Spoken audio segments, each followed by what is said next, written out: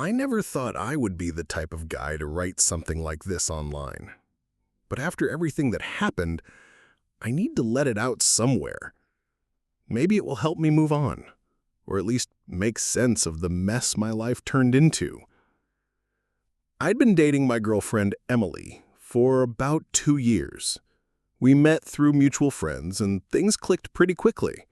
She was smart, funny, and had this way of making every room feel lighter when she walked in. I won't lie, when we first started dating, I felt like I'd won some sort of lottery. Fast forward to this year. My best friend Ryan was turning 28. Ryan and I had been close since middle school, practically brothers. We did everything together growing up. Sports, video games, late-night talks about life. He knew me better than most people ever would. And because of that bond, Emily knew Ryan well too. She'd been around for countless hangouts, and Ryan always treated her like part of the group. When Ryan announced he wanted to throw a big party at his place, I was all in. I even helped him plan some of it, ordering food, making playlists, even picking out a gift from our friend group. Emily seemed really excited, maybe even more than usual. At the time, I just thought she liked the idea of a big party. She loved socializing. The weeks leading up to the party, though, something started to feel different. Emily became more secretive with her phone. I'd walk into the room and she'd quickly put it face down. When I asked who she was texting, she'd casually say, "It was just work stuff," or "a friend venting." She also seemed to be spending more time getting ready whenever we were heading out, like she suddenly cared a lot more about her appearance. Don't get me wrong, she always looked beautiful, but it was noticeable.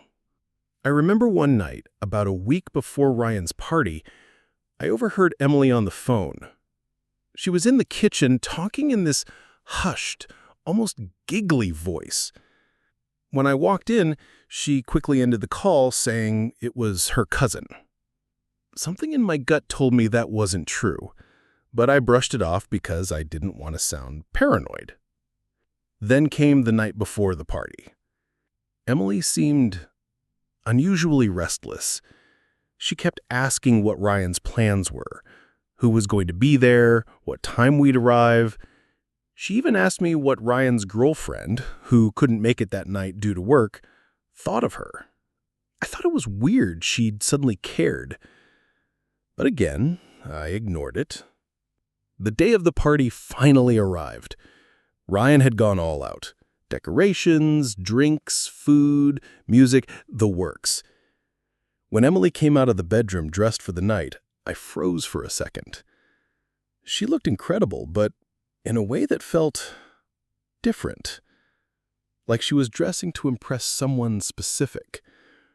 I remember joking, "You're going to make me look bad standing next to you." And she just smiled, kissed me on the cheek, and said, "Don't be silly." At the party, things were fun at first. Everyone was drinking, laughing, reminiscing.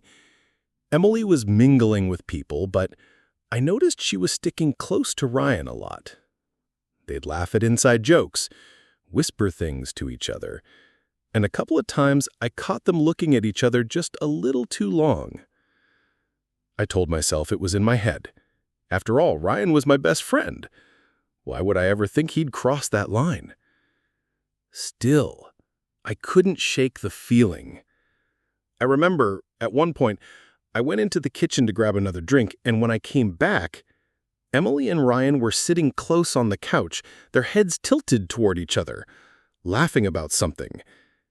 When they noticed me, they quickly adjusted their posture, like they didn't want me to misinterpret. But my gut was screaming at me that something was off. That uneasy feeling stayed with me the whole night. As the night went on, more people started leaving. Around midnight, only a handful of us were left. Me, Emily, Ryan, and a couple of his coworkers I didn't know that well.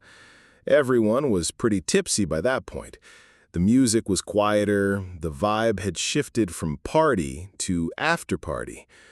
I remember stepping outside to grab some air and take a call from my brother. It wasn't more than 10 minutes. When I came back inside, Emily wasn't in the living room. Neither was Ryan. I assumed they had gone to grab more drinks, but when I checked the kitchen, it was empty. Then I noticed Ryan's bedroom door was half closed. At first, I told myself, no, there's no way. Don't be that guy. But something in me just couldn't let it go. I walked closer, and that's when I heard it. Whispering, movement, and then Emily's voice, muffled but unmistakable. My stomach dropped. My hands were shaking as I pushed the door open. What I saw is burned into my memory forever. Emily and Ryan tangled together on his bed, half undressed, so caught up in what they were doing that they didn't notice me right away. When they finally realized I was standing there, Emily gasped and scrambled for her clothes. Ryan just froze, his face pale, like he knew there was no way to explain this. I didn't yell, I didn't throw things, I just stood there in shock. Because my brain couldn't process that my girlfriend, the person I trusted most, and my best friend, the person I considered a brother, would do this to me. Emily started crying immediately, saying it's not what it looks like, which almost made me laugh from how ridiculous it was. Ryan tried to speak, but I cut him off. I remember saying, "You two deserve each other," and walking out. I left the party right then and there. Emily ran after me, still trying to explain, but I couldn't even look at her. I drove home alone, and she didn't come back until the next morning.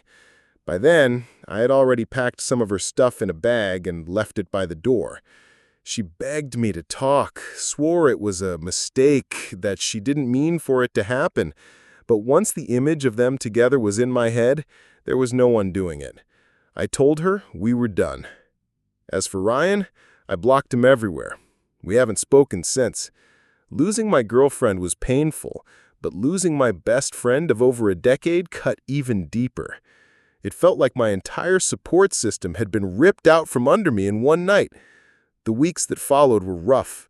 I couldn't eat, couldn't sleep, kept replaying everything in my head. Her secretive texts, the way she lit up around him, all the little red flags I ignored. It all made sense now. Looking back, the betrayal didn't happen just that night. It started long before. Every time they exchanged a glance when they thought I wasn't looking. Every time Emily lied about who she was texting. The birthday party was just the moment I finally saw the truth. It's been months since then. I'm still healing. Some days are better than others. But if there's one thing I've learned, it's this. Sometimes the people you trust the most are the ones who hurt you the deepest. And no matter how much it hurts, walking away is the only choice when respect and loyalty are gone.